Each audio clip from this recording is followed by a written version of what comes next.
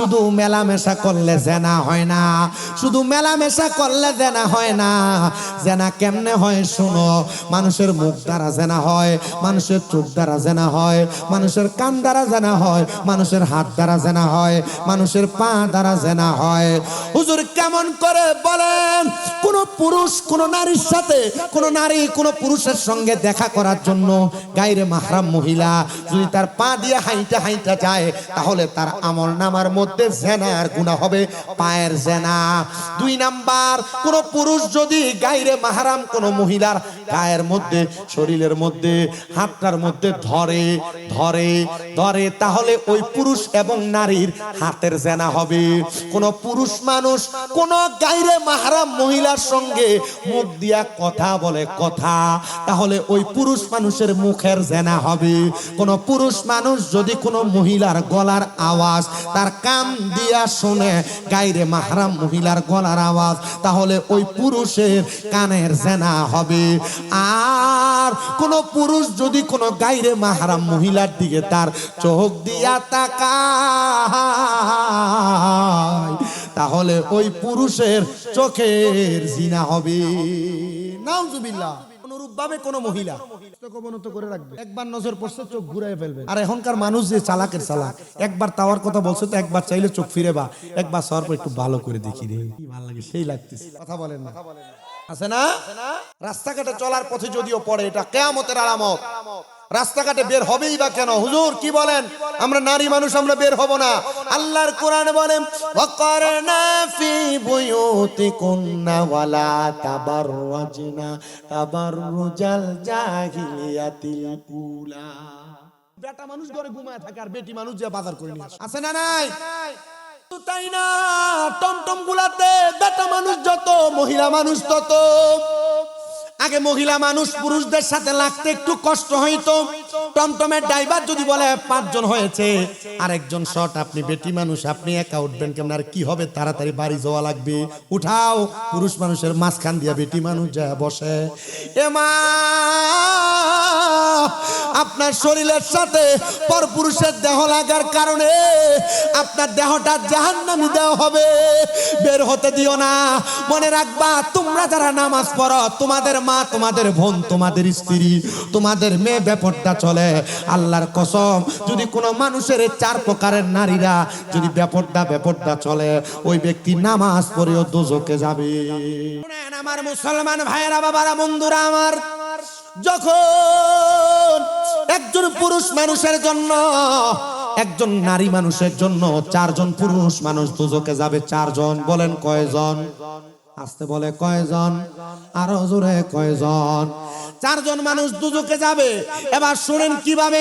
একটা মেয়ের বাবা জন্ম দেওয়ার পর, আপনারা মনে করতেছেন মেয়ে জন্ম দেওয়ার পর মনে হয় আমি একটা জান্নাতের মালিক হয়ে গেলাম, আমার মনে হয় আর কোনো দায়িত্ব নাই, পর্দা করানো লাগবে না।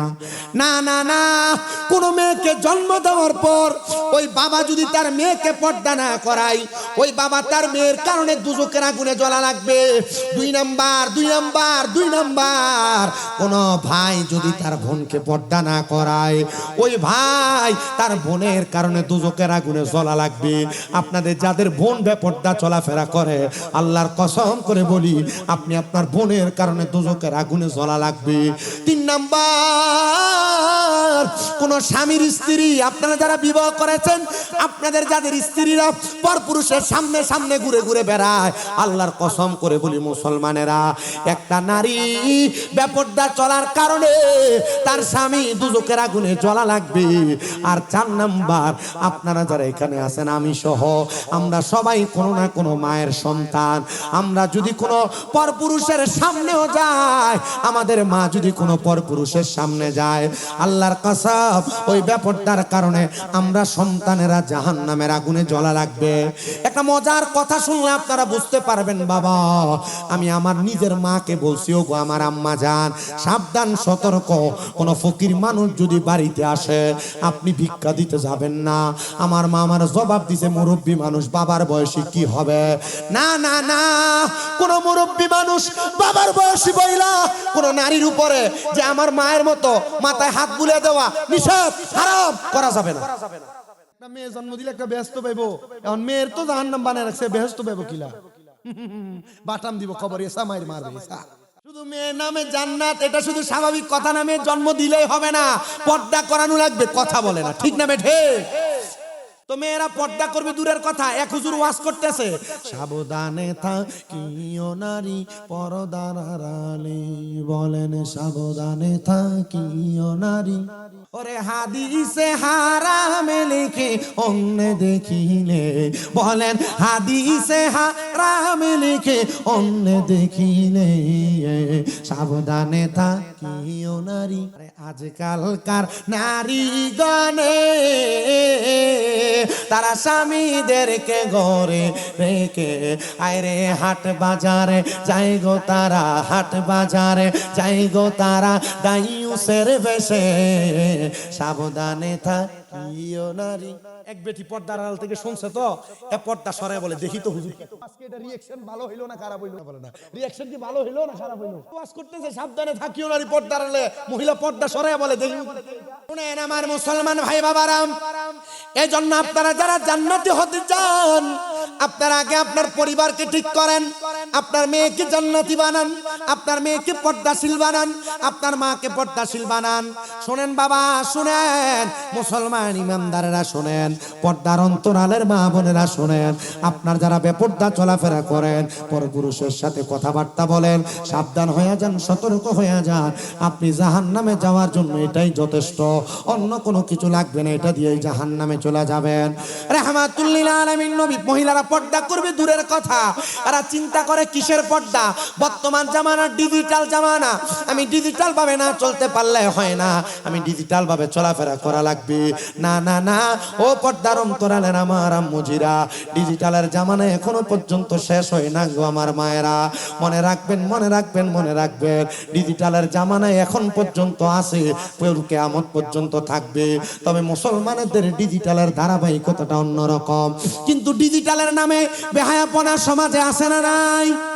হুজুর কেমন ডিজিটালের নামে বেহায়াপনা, বুরকা পরে সত্য কথা, কিন্তু বুরকা তো টাইট ফিটিং, তাদের শরীরের অঙ্গভঙ্গি বোঝা যায়, আপনারা বলেন এমনও আছে কিনা? কাপড় পরে কথা সত্য, কাপড়ের মাঝখান দিয়ে পেট দেখা যায়, এমনও আছে কিনা? কাপড় পরে কথা সত্য, কিন্তু তাদের শরীরের জামা কাপড়ের মাজার অংশ দেখা যায়, এমন ভাবে রাস্তায় বের হয়। হুজুর আপনি জানেন কেমনে? রাস্তা দিয়া চলার সময় আপনি না তাকাইলেও দেখবেন আপনার চোখে পড়বে। এই যে আমার ভাইজান সেনাবাহিনীতে থাকেন, ঢাকাতে কুমিল্লাতে 3.5 বছর ছিলেন, বাবারে উনি যেই জায়গা দেখে আসছে, এখন আর কুমিল্লা সেই কুমিল্লা শহর নাই, কুমিল্লার একটা জায়গা আছে, যে জায়গাটার নাম হলো কান্দির পাড়। ওই জায়গার মধ্যে কোনো পুরুষ মানুষ আর স্যাংরা মানুষ যদি যায়, আমার মনে হয় ওই ব্যক্তি বাড়িতে এসে গোসল করা তার জন্য ফরজ হয়ে যাবে। পরে উলঙ্গ থাকলে যেই কথা, জামা কাপড় পরলে সেই কথা, না পরলে সেই কথা, কথা কন না? কি ফোন? আইফোন কি? এখান দিয়ে বলতেছে কক্সবাজার, তোমরা তো সেনা মানুষ, বড় হরের মেয়েরা কক্সবাজার যাবে না আইফোনের জন্য, যায় নাকি? বইলো না তোমরা, তোমার এলাকাকে তুমি ছোট করবে না। এবার আপনারা বলেন এমন মহিলা আছে না নাই, ছোট ছোট জামা কাপড় পরে ঘুরে বেড়ায়, টাইট ফিটিং জামা কাপড় পরে যে মা বোনেরা ঘুরে বেড়ান, আমি আপনাদের কাছে একটা করজোরে আবদার জানাই গো আমার আম্মুজিরা, শোনাম। নবী আমার বলে, আমি যখন মেরাজে গিয়েছিলাম, সুবহানাল্লাযী আসরা বিআবদিহি লাইলাম মিনাল মাসজিদিল হারাম ইলাল মাসজিদিল আকসাল্লাযী বারাকনা হাওলাহু লিনুরিয়াহু মিন আয়াতিনা ইন্নাহু হুয়াল সামিউল বাসীর। এটা নবীর মেরাজের আলোচনা, আবার অনেক লম্বা বিষয়। আমার নবী যখন মেরাজে গিয়েছিলেন, আল্লাহ তাআলা ওই নবীকে 2টা নিদর্শন দেখাইছিলেন। নবী বলেন, একটা নিদর্শনের নাম হলো জান্নাত, আর একটা নিদর্শনের নাম হলো জাহান্নাম। মাহফিল কমিটি মেরাজে যাওয়ার পর কয়টা নিদর্শন আল্লাহ দেখাইছে? জোরে বলেন কয়টা? একটার নাম জান্নাত, একটার নাম আরেকটার নাম। নবী বলেন, আমাকে আল্লাহ তাআলা 2টা জিনিস দেখাইছেন। আমি নবী রাহমাতুল লিল আলামিন, নবী জান্নাত বড় সুন্দর দেখলাম, কিন্তু আমাকে যখন জাহান্নাম দেখানোর জন্য নিয়ে যাওয়া হয়, আমি নবী যত সামনের দিকে যাই, আগুনের তাপ তত বেশি বেশি বেশি বেশি বোঝা যায়। আমি বুঝতে পারলাম, ও আল্লাহ, এই জাহান্নাম, যে জাহান্নামে তো গর্তওয়ালা, আগুনের জিহ্বাটা একবারে জাহান্নামের উপরে পড়তেছে, কিন্তু হাদিসে মুবারাকা ঘোষণা করে একটা পাথর জাহান্নামের উপর থেকে ফেলা হলে 500 বছর লাগবে জাহান্নামের নিচে যা পৌঁছাইতে। ও আল্লাহর নবী, আপনি কি দেখলেন? নবী বলেন, জাহান্নামের মধ্যে আমি যখন নজর করে দেখলাম, আমি 3 প্রকার মহিলা দেখলাম যারা জাহান্নামের মধ্যে। ইয়া রাসূলুল্লাহ, এমন কোন 3 প্রকার মহিলা দেখলেন যারা জাহান্নামের মধ্যে? নবী বলেন, আমি 1 নাম্বার এক জাতের মহিলা দেখলাম যাদের মাথার চুলগুলাকে লটকে লটকে আগুনের মধ্যে সেক দেওয়া হচ্ছে। মুরগি গ্রিল করে উল্লাপাড়া বাজারে, হাটি কুমরুলের বড় মার্কেটে, সিরাজগঞ্জের বাজারে, ঠিক তেমন ভাবে একটা মহিলাকে আমি দেখলাম মাথার চুলের মধ্যে ঝুলে ঝুলে আগুনের সেক দেওয়া হচ্ছে। নবীজি, তারা কারা? তাদের পরিচয়টা আপনি নবী একবার বলেন না। আমার নবী বলেন, ওই জাতের মহিলা যারা মাথার চুল বেঁধেছে, কিন্তু তাদের মাথার চুলগুলা ওটার কুজের মতো, গরুর সুডির মতো উঁচা হইয়া ছিল। এমন অনেক মহিলা দেখবেন, মেয়ে দেখবেন মাথায় স্কেপ পরে, কিন্তু স্কেপ পরার পর মাথার চুলটাকে তার কপাল থেকে অনেক উঁচা দেখা যায়, উঁচা। আল্লাহর নবী বলে, আমি ওই মহিলাদেরকে দোজখের আগুনে দেখেছি। আপনার দেহ দেখে চলবেন দূরের কথা, আপনার মাথার চুলকে উঁচা করে বাঁধতে আল্লাহর নবী নিষেধ। মানুষ মাহফিল দিয়ে কি লাভ যদি এলাকার মহিলারা বেপরদা চলাফেরা? এই মাহফিল দিয়ে কি লাভ যদি এলাকার মহিলারা রাস্তাঘাটে অধরণীয় ভাবে, অকল্পনীয় ভাবে চলাফেরা করে? আমি আসার সময় তো এক মহিলা, হুজুর আসসালামু আলাইকুম, আমি চিন্তা করলাম সালাম দিছে সওয়াবের জন্য গুনাহ হইছে। কি হইছে? হুজুরকে সালাম দিলাম তাও গুনাহ। হ্যাঁ, কোন মহিলার গলার আওয়াজ, তুমি আমার জন্য গায়রে মাহরাম। 14 জন মহিলা ছাড়া আমার কোন মহিলা সালাম দিবে? কয়জন মহিলা? তো 14 জন মহিলা। মাঝে মাঝে আমাদের ফোনে কল দেয়, হুজুর আসসালামু আলাইকুম, আপনার ওয়াজ খুব ভালো লাগে হুজুর, শুনতে খুব সেই লাগে হুজুর, খুব আমি আপনার মায়ের মতো। মায়ের মতো, মায়ের মতো বলা যাবে? পরপুরুষের সঙ্গে মায়ের মতো বইলেও কথা বলা যাবে। না হইলে আলাদা বিষয়, না হইলে হয়ে যাচ্ছে ওয়াজ খুব কঠিন হয়ে যাচ্ছে। এখান দিয়ে ঢুকাও, ওখান দিয়ে বের করো, আর কালকে তুমি তোমার বুক নিয়ে রাস্তা রাস্তা হাঁটবা। বিয়ে শাদী করেন, আল্লাহ তোমাকে একটা সুন্দর বউ দিক, দোয়া করো, আমিন। দোয়া করে দিছি বেটা, যা হাদিয়া সারা দোয়া। মারহাবা, আসতে বলছে মারহাবা, জোরে মারহাবা। আমি যেই কথাটা বলতেছিলাম, নবী দেখছেন 3 প্রকার নারী। এক প্রকারের চুল উঁচা করে বাঁধার কারণে জাহান্নামী নবী। আপনি আর কোন নারী দেখেছেন? নবী আমার বলে, আরেক প্রকার নারী দেখেছি যাদের স্তনগুলার মধ্যে গরম লোহার শিক লাগাইয়া দিয়া আগুনের মধ্যে সেক দেওয়া হচ্ছে। নবী, তারা কারা গো? আমার নবী বলে, ওই নারী যারা পোশাক পরে উলঙ্গ ছিল। পোশাক পরেও যেই নারীরা উলঙ্গ ছিল, যেহেতু আমি আসার সময় দেখলাম পুরুষের প্যান্ডেল যেমন মহিলাদের জন্য একটা প্যান্ডেল করা হয়েছে, আমি চিন্তা করেছি মহিলাদের উদ্দেশ্যে বয়ানটা করা আমার জন্য জরুরি। কিন্তু আমাকে ঘরে 7, 8, 9, 10 জন মনে হয় বলছে, হুজুর মা বাবার খেদমতের বয়ানটা করবেন, আপনার মুখে এটা সেই মানায়। কিন্তু বাবা, সব জায়গায় ওয়াজ করলে দেখেন এগুলা মিডিয়াতে প্রচার হয়, মানুষ এগুলা শুনে, যেখানে যায়। আমার মনে আছে গত বছর আমি মাহফিল করেছি 278টা, কিন্তু 278 মাহফিলের মধ্যে 256 মাহফিল আমাকে সাবজেক্ট দিয়েছে মা বাবার খেদমত। তারপর গত বছর আমার আরেকটা ওয়াজ ভাইরাল, স্বামী স্ত্রীর মহব্বত। এই বছর আমারে কম দেয় নাই, আমার মনে হয় 100-র উপরে জায়গায় শুধু এই সাবজেক্ট দিয়েছে। এখন আবার চলতেছে ওই যে কবর হাসর ওয়াজ করলাম, এর আগে আমার আরেকটা ওয়াজ আছে ইমানদারের মৃত্যু এবং বেঈমানের মৃত্যু। গত বছর আপনাদের ধরল বাজার হয়তো ছিলেন আপনারা। আবার এই সলঙ্গারে ভাড়া অফিসের পাশে এই 2 জায়গার মধ্যে গেছি, 2 জায়গায় একই সাবজেক্ট দিল আমাকে। হুজুর ইউটিউবে শুনেছি এটা সেই লাগে করেন। বাবা, আমি কিন্তু আমার মা বোনদেরকে জান্নাতি বানানোর জন্য কথাগুলা বলছি। যদি আমার কোনো মা মনে কষ্ট পান, আল্লাহর হস্তে সন্তান মনে করে আমারে ক্ষমা করে দিবেন। ও মা, আমি চাই না গো এই সিরাজগঞ্জের উল্লাপাড়ার কোনো মহিলা দোজখের আগুনে জ্বলুক। আমি চাই না রে বাবা সিরাজগঞ্জের উল্লাপাড়ার বড়হরের কোনো সন্তান এরা দোজখের আগুনে জ্বলুক। চাই না কোনো বাবা তার মেয়ের জন্য আগুনে জ্বলুক। চাই না কোনো স্বামী তার স্ত্রীর জন্য দোজখে জ্বলুক। চাই না কোনো ভাই তার বোনের জন্য দোজখে জ্বলুক। এবার আপনারা বলেন, আমরা আমাদের মহিলাদেরকে পর্দা করানোর দরকার আছে না নাই? আমার নবীর উম্মত শুনো, 1.5 ঘন্টা কিন্তু শেষ, টের পাইছেন আপনারা? শুনেন আমার নবীর উম্মত, আমার ওয়াজের মূল টাইম শেষ, এখন বোনাস দিচ্ছি। শুনেন আমার নবীর উম্মতের দল, শুনেন একটু অন্তরের কান লাগায়াম। নবী বলে 3 নাম্বার আরেক প্রকার মহিলা দেখলাম আমি নবী। ও মায়ের নবী, ওয়াজ কই থেকে আজকে একজন শুনেন আমার মুসলমান ইমানদার অন্তরের কানটা লাগায় শুনেন। নবী বলে আরেক প্রকার মহিলা দেখলাম যাদের জিহ্বার মধ্যে গরম রড লাগায় দিয়া এদেরকে আগুনে সেক দেওয়া হচ্ছে। ইয়া রাসূলুল্লাহ, তারা কারা?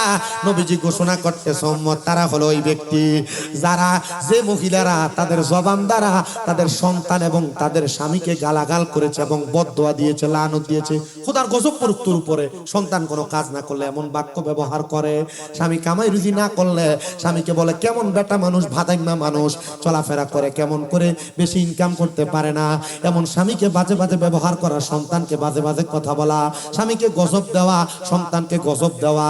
নবী বলে ওই মহিলা যারা তাদের স্বামী এবং সন্তানকে গজব দেয়, আযাবের কথা বলে। এবার আপনারা বলেন এমন স্বামীদেরকে আযাব গজবের কথা বলে এমন মহিলা আপনাদের সিরাজগঞ্জের উল্লাপাড়ার বড় ঘরে আছে না নাকি না?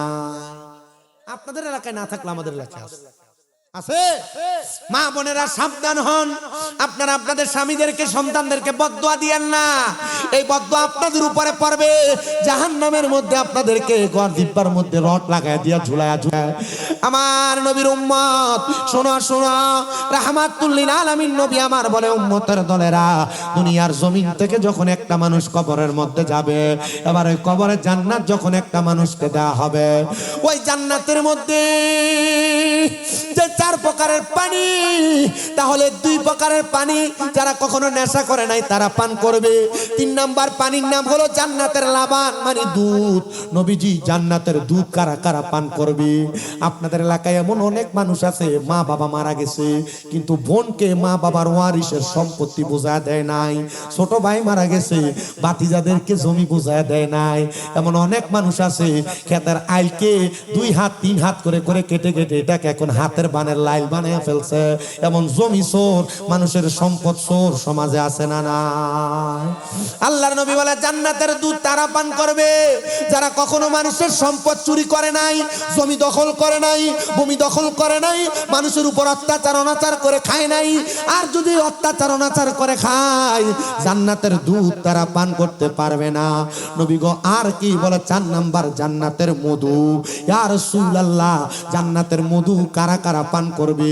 নবী আমার বলে জান্নাতের মধু তো তারা পান করবে রে উম্মত। ও উম্মত শোনো শোনো শোনো, জান্নাতের মধু তারা পান করবে যারা কখনো তাদের জবান দ্বারা মিথ্যা কথা বলে নাই, ফায়সা কথা বলে নাই, গালি গালাজ করে নাই, কথায় কথায় গালি দেয়, চা দোকানে বৈশা বন্ধু বান্ধব, এক বন্ধু আরেক বন্ধুকে, বাবা সন্তানকে, সন্তান চাচাকে গালি দেয়। আপনারা বলেন এমন জনতা সমাজে আছে কিনা? নাই।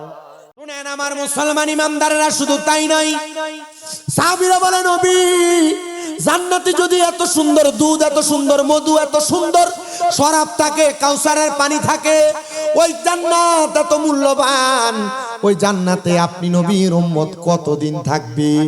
আল্লাহর নবী তেলাওয়াত করে শোনায় খালিদিনা ফিহা আবাদা। ওই জান্নাতের চিরস্থায়ী বাসিন্দা হয়ে থাকবে। শুধু থাকবে না, বলে আবাদা, তারা ওই জান্নাত থেকে বের হতে চাইবে না। সুবহানাল্লাহ সুবহানাল্লাহ, ওই জান্নাত থেকে বের হতে চাইবে না। নবী গো ওই জান্নাতে কারা কারা থাকবে? নবী আবার বলতেছে রাদিয়াল্লাহু আনহুম ওয়া রাদু আন। ওই জান্নাতে তারা থাকবে যারা আমার আল্লাহর প্রতি খুশি হয়েছে, আমার আল্লাহ যাদের প্রতি খুশি হয়েছে। এবার আপনারা বলেন আমরা সবাই কি আল্লাহর প্রতি খুশি নাকি বেজার? অবশ্যই আমরা আল্লাহর প্রতি খুশি।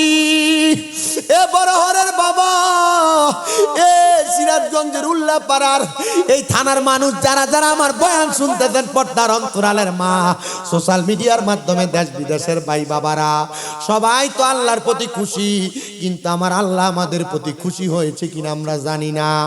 নবীজি আপনি বলেন না আল্লাহ কেমনে মানুষের প্রতি খুশি হয়? নবীজি হাদিস দিয়া ঘোষণা করে দেয় রেদার রব্বি ফি রিদাল ওয়ালিদাইন। কোন সন্তান যদি তার মা বাপকে রাজি এবং খুশি করতে করতে পারে গো, তারাই ওই জান্নাতের মধ্যে আল্লাহকে খুশি করে থাকবে। নবীজি মা বাপকে রাজি খুশি করব দূরের কথা, বর্তমান সমাজে এমন অনেক সন্তান বসবাস করে যারা তাদের মা বাবার সঙ্গে খারাপ ব্যবহার করে, মা বাবাকে গালি দেয়, মা বাবাকে তুই তুকারি করে শব্দ করে। এমন অনেক সন্তান আছে যারা বিবাহ করার পরে তাদের মা বাপকে জুদা করে দেয়, আলাদা করে দেয়। মা বাবা সকালে এক ভাইয়ের ঘরে, দুপুরে আরেক ভাইয়ের ঘরে, রাত্রে আরেক ভাইয়ের ঘরে খানা খায়। ও নবী গো, তারা কি আমার আল্লাহরে খুশি করছে নাকি? অনেক সন্তান আছে বাবা মারে বুড়া বুড়ি বইলা বইলা ডাক দেখে পায়। নবী গো, তারা কি আল্লাহকে খুশি করছে নাকি? অনেক সন্তান আছে বউয়ের কথা শুনে মা বাপরে ধমক দিয়া দিয়া কথা বলে। নবী গো, তারাও কি জান্নাতের মধ্যে থাকবে নাকি? নবী আমার বলে, উম্মত না না না, ওই মা বাপরে যে সন্তান কষ্ট দিল, সাখাতুর রাব্বি ফি সাখাতিল ওয়ালিদাইন, মা বাবার কষ্ট দিলে সে তার মা বাপরে কষ্ট দিল না, স্বয়ং আমার আল্লাহরে কষ্ট দিল। ও বড় হরের বাবা, যদি কেউ তোমার মা বাপরে কষ্ট দিয়া থাকো, মা বাপরে খানা না দিয়া থাকো, মা বাপের কলিজাতে আঘাত দিয়া থাকো, মা বাপরে ধমক দিয়া থাকো, বউয়ের কথা শুনে মা বাবার সঙ্গে খারাপ ব্যবহার করে থাকো, আব্বা আম্মা একা তোমরা 3 ভাই 4 ভাই 5 বোনকে চালাইছি, কিন্তু এখন আব্বা আম্মারে তোমরা আলাদা আলাদা করে দিছো, বাবা মা এক সপ্তাহে ঘরে আরেক সপ্তাহে ঘরে এভাবে আলাদা আলাদা করে খায়। সন্তান কেউ যদি মা বাবারে এমন ভাবে জুদা করে থাকো, আলাদা করে থাকো, পারলে দাও তোমার পাও আমার সামনে দাও, আমি আমার জিহ্বাটা দিয়া তোমার পাওটা পরিষ্কার করে দেই। বলে হুজুর কেন? কারণ মা বাবার মনে কষ্ট দিয়া কুমিল্লা থেকে শামীম রাজাকে আইনা সিরাজগঞ্জে ওয়াজ শোনা লাগবে না। যদি মা বাবার মনে কষ্ট দিয়া বৃহত্তর উত্তরবঙ্গের সবচাইতে বড় আলেম দিয়া তুমি ওয়াজ মাহফিল করাও, মা বাবারে কষ্ট দিয়েছ, আল্লাহর কসম করে বলি তোমার এই ওয়াজ শুনা কোনো লাভ হবে না। যাও চইলা যাও, আম্মা আব্বার কাছে মাপ চাও। আম্মা আব্বা যতক্ষণ পর্যন্ত মাপ না করবে ততক্ষণ পর্যন্ত মা বাবার পাও তুমি ছাড়বা না। সন্তান তোমাদের কাছে আমি করজোরে আবদার জানাই। অনেকে চিন্তা করে হুজুর আমি মা বাবার পায়ে ধরে সালাম করব দূরের কথা, মাপ চাইবো দূরের কথা, আমি 2 ঈদের সময় মা বাবার পা ছুঁয়া সালাম হইতো করি না। না সন্তান না, মা বাবার পা ছুঁইলে সন্তানের দাম কমে না। আরে যতক্ষণ পর্যন্ত তোমার মা বাবা তোমারে মাপ না করবে, আল্লাহ মাপ করবে না, নবী মাপ করবে না, নামাজ পড়বা কোনো কাজ হবে না, মক্কার ঘরে যায় হজ করবা কোনো লাভ হবে না, মদিনায় যায় জিয়ারত করবা কোনো লাভ হবে না। এই জন্য তোমরা সন্তানের দল তোমাদের মা বাবার পা ধরে ধরে মাপ চাইবা। শুধু মা বাবার পা ধরে মাপ চাওয়া না, আমি মাঝে মাঝে সময় পাইলে আমার আম্মা আব্বার পায়ের মধ্যে চুমা পর্যন্ত যেই। হুজুর কি বলেন? শিরিক হবে না, বেদাত হবে না? না না না, শিরিক বেদাতের ফতুয়া সব জায়গার মধ্যে চলে না।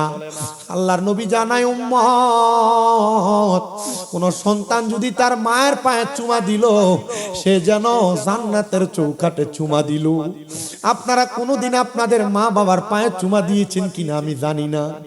আমি যে বক্তা হয়েছি মাদ্রাসা কুমিল্লা আলিয়াতে, আমি এই বছর জানুয়ারি 1 তারিখে টাইটেল মানে কামেল পরীক্ষা দিব ফেকাতে। আমি কুমিল্লা ইউনিভার্সিটি থেকে বাংলায় অনার্স ফাইনাল করে ফেলেছি।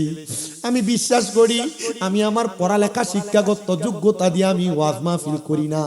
মাদ্রাসায় যখন ক্লাস 6 এবং 7-এ পড়ি ওয়াজে শুনছিলাম মা বাবার পায়ের মধ্যে চুমা দিলে আল্লাহ তাআলা সন্তানকে দামি বানায়, সম্মানিত বানায়, ইজ্জতওয়ালা বানায়। আমি মাদ্রাসায় পড়া অবস্থায় আমার আম্মা আব্বার পায়ের মধ্যে ছোট বয়সে চুমা দিয়েছি ঘুমন্ত অবস্থায়। এখনো আমি মাঝে মাঝে সুযোগ পেলে আমার মা বাবার পায়ে চুমা দেই। আমি বিশ্বাস করি আমার মা বাবারে দোয়ার বরকতে আমি এখন বক্তা হয়ে ওয়াজ করি। আমি দেশ বিদেশে চলি, আপনাদের দোয়ায় কুমিল্লা শহরে আমার 6টা মাদ্রাসা। আমার ছাত্রের অভাব নাই, আমি ওয়াজ মাহফিল করে করে খাওয়া লাগে না। শুধু মাদ্রাসাগুলা নিয়ে আমার পরিবার নিয়ে আমি থাকলে আমার চলে। এ বাবা আমি একটা কথা বিশ্বাস করি, সন্তান মা বাবার কাছে নত হইলে ওই সন্তানের দাম কমে না, সম্মান কমে না, ইজ্জত কমে না। আজকের এই বড় ঘরের মাহফিল কবুল হবে কিনা এটার গ্যারান্টি আমি দিতে পারবো না, তবে একটা গ্যারান্টি দেয়া যায়, বড় ঘরের মানুষ আগামীকালকে যদি দেখো বড় ঘরের কোনো দোকানে বইসা কোনো বয়স্ক মুরব্বী বলতেছে, হ্যাঁ শামীম দাদার ওয়াজটা শুনে আমার সন্তান বাড়িতে যায় আমার পায়ে ধরে ধরে মাপ চাইছে, মনে করবা মাহফিল আল্লাহর দরবারে কবুল হয়ে গেছে। সন্তান চিন্তা করে, হুজুর কোনোদিন তো আমি আমার মা বাবার সাথে কোনো অন্যায় করি নাই, তবু কি মা বাবার পায়ে ধরে মাপ চাইবো নাকি? হ্যাঁ সন্তান, মা বাবার পায়ে ধরলে দাম কমবে না, ইজ্জত কমবে না, সম্মান কমবে না। মা বাবার মতো রত্ন রে দুনিয়াতে থাকতে তুমি যত্ন করা শুরু করে দাও। কারণ কি জানো, এখন অনেক সন্তান এখানে বসে আছে চিন্তা করে, হুজুর যাদের বাড়িতে বাবা আছে তারা বাড়িতে যা বাবার পায়ে ধরে ধরে মাপ চাইবে, হুজুর আমার আব্বা নাই, আমি কার পায়ে ধরে মাপ চাইবো? হুজুর যাদের বাড়িতে মা আছে তারা বাড়িতে যায় মার পায়ে ধরে ধরে মাপ চাইবে, আমার তো মা নাই, আমি কার পায়ে ধরে মাপ চাইবো? অনেক সন্তান চিন্তা করে, হুজুর আমার মা কবরে, আমি দুনিয়াতে বড় অশান্তিতে বসবাস করি। আগে এক বেলা খানা না খাইলে মা বারবার জিজ্ঞাসা করতো, সন্তান পেটটাতে পিঠের সাথে লাইগে আছে, এখনো কি খানা খাও নাই? বাবা বারবার তোমার খানার কথা বলতো। এখন মা মারা যাওয়ার পরে 2-3 বেলা না খায়া থাকলে তোমার কেউ একবার খানার কথা জিজ্ঞাসা করে না। জিজ্ঞাসা করবে কে? মা কবরের বাসিন্দা। আগে সকালবেলা মা পান্তা ভাত গুলা খাইতেন না, রাইখা দিতেন, রৌদ্র থেকে আমার সন্তান কাজ করে আসলে আমার সন্তান খাইলে তার কলিজা ঠান্ডা হবে। এখন মা কবরে, সন্তান একটাবার চিন্তা করে দেখো, আব্বাজান নিজের চিরা লুঙ্গিটাকে জোড়াতালি দিয়া দিয়া পড়ছে, কিন্তু আব্বাজান তোমার নতুন জামা কাপড় কিনা পরাইছে, আব্বাজান লুঙ্গিটাকে সেলাই করে করে পড়ছে। ঈদের দিনে আব্বাজান নতুন কোন জামা কাপড় কিনে নাই, পুরানটা পুরা গেছে। যদি জিজ্ঞাসা করতা, বাবা আপনি নতুন কোন জামা কাপড় পরেন না কেন, আপনার কি পড়তে মন চায় না? আব্বা বলতেন, এখন কি আর আমার ঈদের বয়স আছে নাকি? কিন্তু আব্বা অভাবের কথা বলতেন না। আপনি সন্তানকে লাখ লাখ টাকা জায়গা সম্পত্তি দিয়া বাবা কবরে চলে গেছে, ওই বাবারে আপনি চাইলেও 500 টাকা দিয়ে কিনে একটা লুঙ্গি কিনা পরাইতে পারেন না। পরাইবেন কেমনে? বাবা তো কবরের বাসিন্দা। হায়রে আল্লাহর নবী কই, দুনিয়াতে কোন সন্তানের মা মারা যাওয়ার পরে, বাবা মারা যাওয়ার পরে ওই সন্তান যদি তার মায়ের জন্য বাবার জন্য রব্বির হামহুমা কামা রব্বায়ানি সগীরা ওয়া কুর রব্বির হামহুমা কামা রব্বায়ানি সগীরা বইলা চোখের মণিকোটার মধ্যে একটা মাছির মাথা পরিমাণ পানি ছাইরা দিয়া কান্দে, ওই পানি মাটিতে পড়ার আগে আমার আল্লাহ তার মা বাবার জীবনের গুনাহ মাফ করে দেয়। সন্তান কে জানি বাড়িতে যাবে, সবার মুখ দেখবে কিন্তু মা বাবার মুখ দেখবে না। আল্লাহ তাকে দেখো, এখানে কত এতিমেরা বসছে তার আর মা নাই, কত এতিমেরা বসছে তার আর বাবা নাই। ও আল্লাহ, তুমি তো এতিমদেরকে রহমতের ছায়া দান করো। আল্লাহ, আমার নবী রাহমাতুল লিল আলামিন নবীর একজন সাহাবী হযরতে সাদ ইবনে উবাদা রাদিয়াল্লাহু তাআলা আনহু বলে, দুনিয়ার মানুষ আমাকে আমার নবী যুদ্ধ করার জন্য পাঠাইছে। আমি যুদ্ধ থেকে আসার পরে আইসা দেখি আমার মা ইন্তেকাল করছে, মাকে কবরে দেওয়া হয়েছে। আমি আমার মা রে শেষ বিদায়ের সময় একবারও দেখতে পারি নাই, আমি আমার মায়ের জানাজার নামাজটাও পড়তে পারি নাই। আমি দৌড়ে মুহাম্মদুর রাসূলুল্লাহর দরবারে গেলাম আর ডাক দিয়ে বললাম, ও আল্লাহর হাবিব, আমার মা তো মারা গেছে, আমি তো আমার মাকে দেখি নাই। নবীজি আপনি বলেন না আমি আমার মায়ের জন্য কি করব, কি করলে আমার মা কবরে ভালো থাকবে? নবী বলে 1 নাম্বার আসসালাতু আলাইহিমা, বেশি করে দোয়া করো। 2 নাম্বার ওয়াল ইস্তিগফারু লাহুমা, মা বাবার জন্য ক্ষমা প্রার্থনা করো। 3 নাম্বার ওয়া ইনফাযু আহাদিহিমা, মা বাবার ঋণ থাকলে পরিশোধ করে দাও। 4 নাম্বার ওয়াসিলাতি রাহমিল্লাতি লা তুসালু ইল্লা বিহিমা, আম্মা আব্বার আত্মীয় স্বজনের সাথে সম্পর্ক ভালো রাখো। নবী বলে ওয়া ইকরামু সাদিকিহিমা, বাবা যে বয়স্ক মুরব্বিটার সাথে চলতো তার সাথে সম্পর্ক ভালো রাখো। মা যে বয়স্ক মহিলার সাথে চলতো তারে তুমি একটু সম্মান করো। এদেরকে সম্মান করলে আল্লাহ তোমার মা বাপরে মাফ করবে। নবী, আমার মা বাবা আমার অনেক সম্পদ দিয়া গেছে, আমি এই সম্পদকে একা একা ব্যবহার করব। আপনি বলেন আমি আমার মা বাবার জন্য এই সম্পদগুলা কি করতে পারি? নবী বলে, এ সাদ ইবনে উবাদা, তুমি তোমার মায়ের পক্ষ থেকে সদকা করে দাও। হযরত সাদ ইবনে উবাদা বলে, ইয়া রাসূলুল্লাহ, আপনি সাক্ষী হয়ে যান। আমি সাদ ইবনে উবাদার একটা খেজুরের বাগান আছে যার নাম হলো মিখওয়াদা। ওই খেজুরের বাগানটা আমি আমার মায়ের জন্য আল্লাহর হস্তে সদকা করে দিলাম। আমার নবী বলে, সাদ তুমিও সাক্ষী হয়ে যাও। আমি নবী বললাম, তোমার এই খেজুরের বাগান থেকে যত মানুষ খেজুর আহার করবে, তোমার আম্মার আমলনামার মধ্যে আমার আল্লাহ সওয়াব দিয়ে দিবে। পরের দিন সকালবেলা নবীর সাহাবী হযরত সাদ ইবনে উবাদা দৌড়ে এসে কান্দে আর ডাক দিয়া বলে, নবীজি, আমি দেখেছি আমার মা জান্নাতি খানা খাইতেছে। কারণ কি জানো? বলে কি? ইয়া রাসূলুল্লাহ, আমি আমার মারে জিজ্ঞাসা করছি কারণ কি। আমার মা জবাব দিছে, রে সাদ, তুমি যে খেজুরের বাগানটা সদকা করে দিয়েছো, রাত্রিবেলা কিছু পাখি ওই বাগান থেকে খেজুর ঠুকরিয়ে ঠুকরিয়ে খাওয়ার কারণে আল্লাহ তাআলা আমি মারে জান্নাতের খানা দান করে দিছে। আমরা নামাজও পড়ি, ঘুষও খাই। আমরা নামাজও পড়ি, টুপি মাথায় দিয়ে মিথ্যা কথা বলি। আমরা নামাজও পড়ি, টুপি মাথায় দিয়ে দাড়িও রাখি, ভাই ভাতিজাদের জমি দখল করে করে খাই। আছে না? কথা বলেন, আছে না? আমরা নামাজও পড়ি, আবার মানুষের ক্ষেতের থেকে এই সেই ফসল চুরি করি। আছে না? আমরা যেই ধাপের মুসলমান, আমাদের একটা অবস্থা হবে খুব কঠিন। বলেন না, খুব কি? এমন টাইপের লোকগুলা দেখবেন যখন মারা যাবে, মারা যাওয়ার সময় জিহ্বায় কামড় দিয়ে মারা যাবে। এমন টাইপের লোকগুলা যখন মারা যাবে, দেখবেন মারা যাওয়ার সময় নাকে মুখে দিয়ে রক্ত বের হয়ে মারা যাবে। এমন টাইপের লোকগুলা যখন মারা যাবে, দেখবেন মারা যাওয়ার সময় এটা চোখ উল্টে গেছে। এমন টাইপের লোকগুলা যখন মারা যাবে, দেখবেন মরার সময় বিছানায় প্রস্রাব পায়খানা করে দিচ্ছে। কথা কি বুঝতেছেন? আমি আমার ওয়াজের যে সময় আমি আলোচনা করি, এর মাঝে আমি কোনো বাড়তি কথা বলি, আমি ডাইরেক্ট আলোচনা করি। বাড়তি কথা যা হয় আমার, এগুলো ওয়াজের শুরুতে আর শেষে, কিন্তু মাঝে আমার কোনো বাড়তি কথা নাই। ডাইরেক্ট তো আপনারা আমার বয়ানগুলো শুনলে আমি বুঝতে পারবো, এবং আপনারা যদি ধৈর্য নিয়ে বসেন আমার ওয়াজটা আমি আপনাদেরকে বোঝাতে পারবো।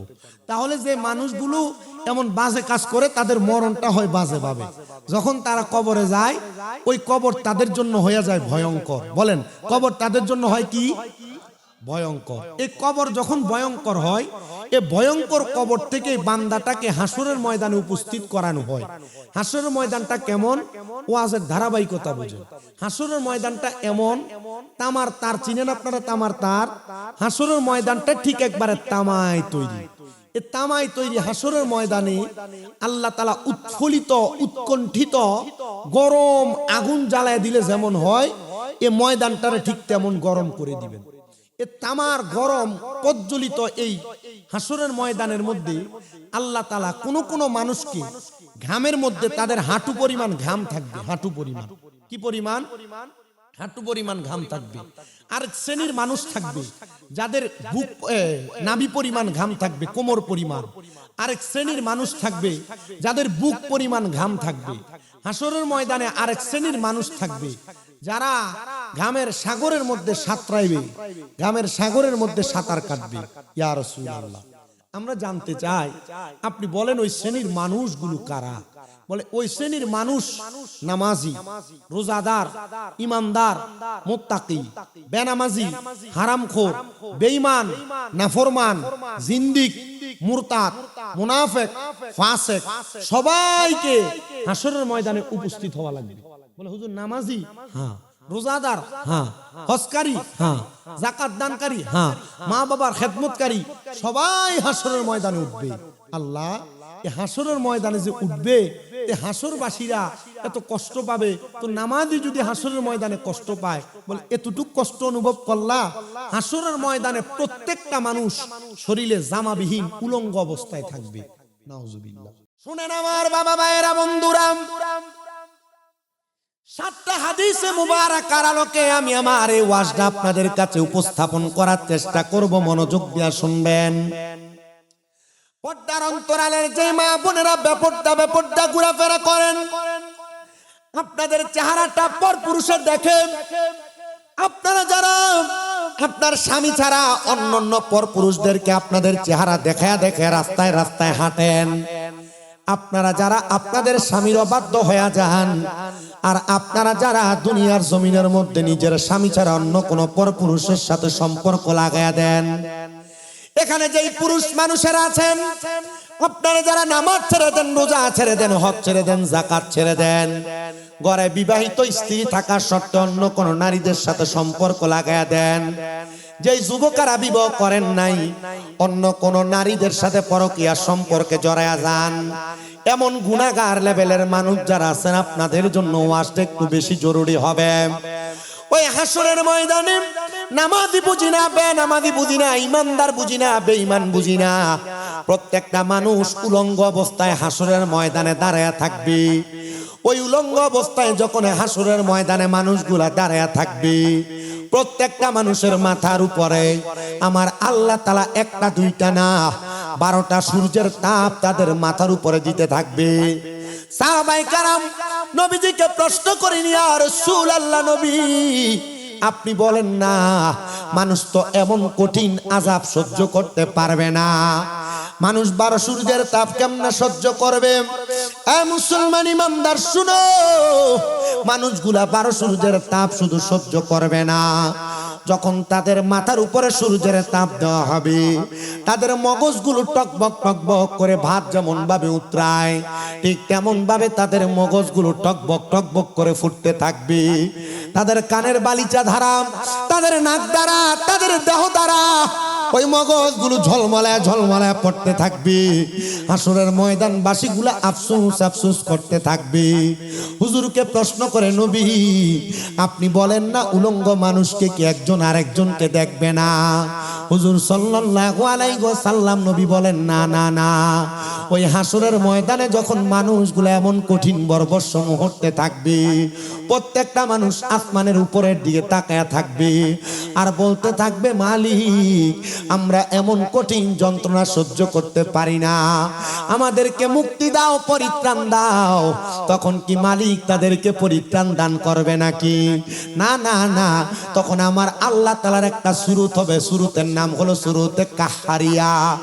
ওই কাহারের সুরুত দিয়ে আল্লাহ তাআলার বান্দাগুলার এত কষ্ট দিবে, এত পরিশ্রম করাবে, এত কষ্ট দিবে, বান্দাগুলা আফসোস করতে থাকবে।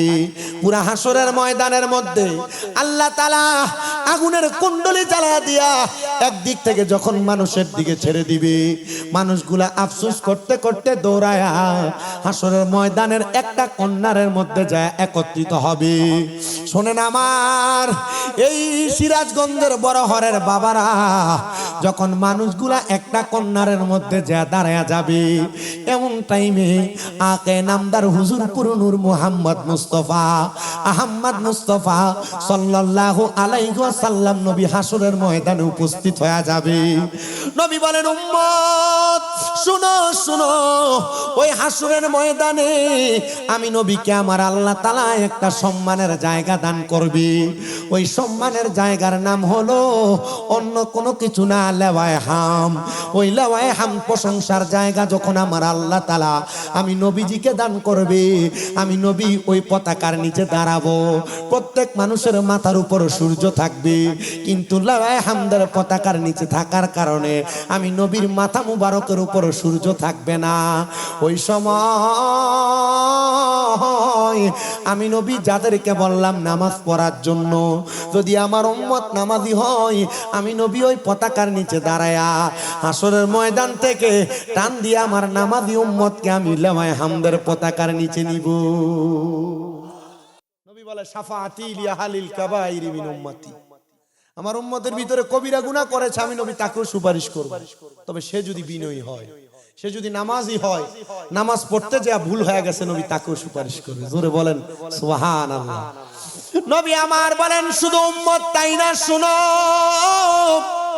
যখন আমি আমার নামাজি রোজাদার ইমানদার মুত্তাকিদেরকে টান দিয়া দিয়া ওই লাওয়ায়ে হামদার পতাকার নিচে নিব, আমার নবী রাহমাতুল লিল আলামিন নবী বলতেছেন উম্মত শুনে রাখো, এবার ওই উম্মতদেরকে নিয়া আমি নবী জান্নাতের দিকে প্রবেশ করব। জান্নাতের দরজা খোলা, এমন মুহূর্তে জান্নাতের দরজায় একজন ফেরেশতা যার নাম রেদওয়ান, ওই ফেরেশতা ছাড়াও আরো 19 জন ফেরেশতা জান্নাতের দরজায় দাঁড়ায়া থাকবে। ডান দিকে 19 জন, বাম দিকে 19 জন ফেরেশতা থাকবে। রেদওয়ান ফেরেশতা আমার নবীকে প্রশ্ন করবে, মান আনতা, কি আপনি? হুজুর রেদওয়ান ফেরেশতা কি নবীজিকে চিনে না? চিনে, চিনে। আল্লাহ তাআলা রেদওয়ান ফেরেশতার কাছে নবী সম্পর্কে সব বলেছেন, কিন্তু নবীজির চেহারা রেদওয়ান ফেরেশতাকে দেখান নাই, কারণ ওই ফেরেশতাকে অপেক্ষারত রেখেছেন। এই রেদওয়ান ফেরেশতা জান্নাতের দরজায় যখন আমার নবী আগমন করবে, তুমি আমার নবীকে তখন দেখে দেখে তোমার কলিজা ঠান্ডা করবা। নবী আমার বলেন উম্মত আনা আউয়ালু মাইয়াকরাউ বাবাল জান্নাহ, সর্বপ্রথম আমি নবী জান্নাতের দরজা খুলবো। আদম থেকে ঈসা নবী পর্যন্ত জান্নাতের দরজার বাঁ দিকে সিরিয়াল করে দাঁড়ায়া থাকবেন। ওনাদের পেছনে পেছনে আদম নবীর যত উম্মত ওনার পেছনে থাকবে, মুসা নবীর যত উম্মত ওনার পেছনে থাকবে, নূহ নবীর যত উম্মত ওনার পেছনে থাকবে, দাউদ নবীর যত উম্মত ওনার পেছনে থাকবে। আর আমার নবী যাইয়া জান্নাতের দরজার মধ্যে আঘাত করবে। ফেরেশতা রেদওয়ান জিজ্ঞাসা করবে, নবীকে গো আপনি? উনি বলবে আনা মুহাম্মাদুর রাসূলুল্লাহ সাল্লাল্লাহু আলাইহি ওয়াসাল্লাম। জোরে সরে পড়ি সুবহানাল্লাহ। নবী যখন পরিচয় দিবে আমি মুহাম্মাদুর রাসূলুল্লাহ, ওই পরিচয় দেওয়ার সাথে সাথে রেদওয়ান ফেরেশতা জবাব দিবে, আমি আপনার সম্পর্কে জানি, আপনার সম্পর্কে আমাকে আগে জানানো হয়েছে। এই কথা বলার সাথে সাথে ফেরেশতা রেদওয়ান জান্নাতের দরজাটা খুলে দিবে। নবী আমার জান্নাতের দরজার সামনে দাঁড়াবে, একজন একজন করে উম্মত জান্নাতে নিয়ে যাবে। চিন্তা করে দেখেন, আদম থেকে ঈসা নবী পর্যন্ত সব নবী দাঁড়ায়া থাকবে, আর যারা মুহাম্মাদুর রাসূলুল্লাহর উম্মত তারা ওই নবীর পেছনে দাঁড়ায়া নবী টান দিয়া দিয়া তাদেরকে আগে জান্নাতে নিয়ে যাবে। ইনশাআল্লাহ আল্লাহ আপনাদেরকে হোসাইনি যুবক বানাক, আমিন।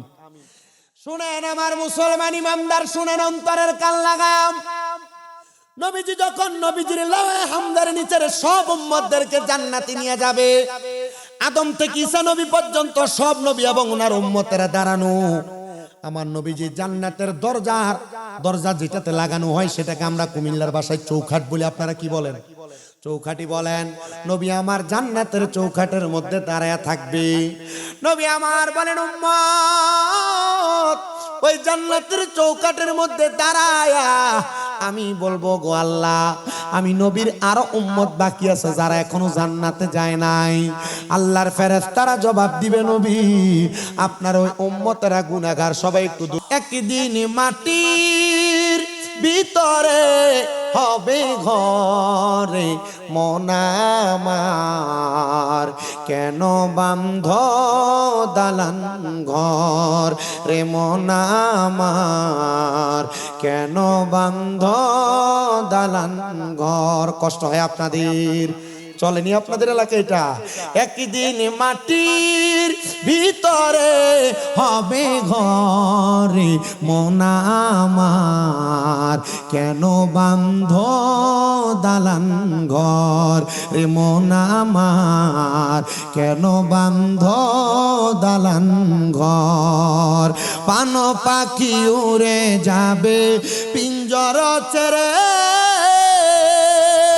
ধরা দমে সবই রবে তুমি যাবে চলে, বন্ধু বান্ধব যত মাতা পিতা তারা সুত বন্ধু বান্ধব মাতা পিতা তারা সুত সকলই হবে তোমার পরে মন আমার কেন বান্ধ দালান ঘর রে মন আমার কেন বান্ধ দালান ঘর দেহ তোমার চর্মচর গলে পচে যাবে শিরায় উপশিরা গুলো ছিন্ন ভিন্ন হবে দণ্ড মেরু দণ্ড সবই হবে খণ্ড খণ্ড দণ্ড মেরু দণ্ড সবই হবে খণ্ড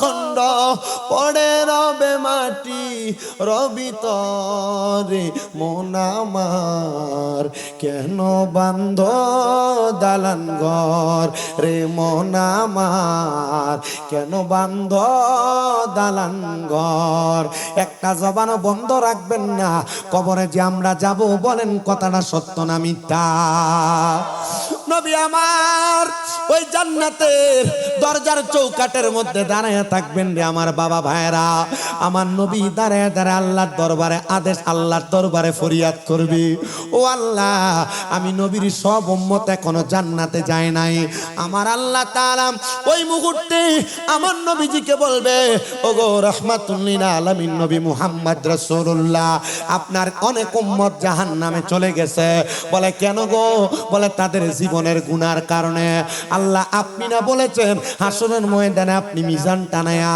আমার উম্মতের নেক আমল এবং বদ আমলগুলা ওজন করবেন ও আল্লাহ আপনি বলেন না কোন জায়গার মধ্যে আপনি নেক আমল বদ আমলগুলা ওজন করেছেন দেখা দেয়া হবে রাহমাতুল লিল আলামিন মুহাম্মদুর রাসূলুল্লাহ দেখেন আপনার উম্মতের আমলগুলা এই জায়গার মধ্যে ওজন করা হয়েছে নবী আমার হাসরের ময়দানের মধ্যে ওই মিজানের পাল্লার কাছে দৌড়ায়া চলে যাবে নবী আমার দাঁড়ায়া দাঁড়ায়া দেখবে ওগো আল্লাহ আমার উম্মত যেগুলা জাহান্নামে চলে আমার উম্মত সাউন্ডটা ছাড়েন গলাটা ধরে রাখে চাপ দিয়ে আমার উম্মত যেগুলা জান্নাতের মধ্যে চলে গেছে তারা জান্নাতি যারা জাহান্নামে আছে তারা এখনো পর্যন্ত জাহান্নামে আল্লাহ গো আমার ওই উম্মতের আমলনামাগুলা আরেকবার ওজন করে দেখান না তখন আপনার আমারে আরেকবার জাহান্নাম থেকে উঠানো হবে তখন আপনি আমাকে আবার আমাদের নেক আমলগুলা ওজন করা হবে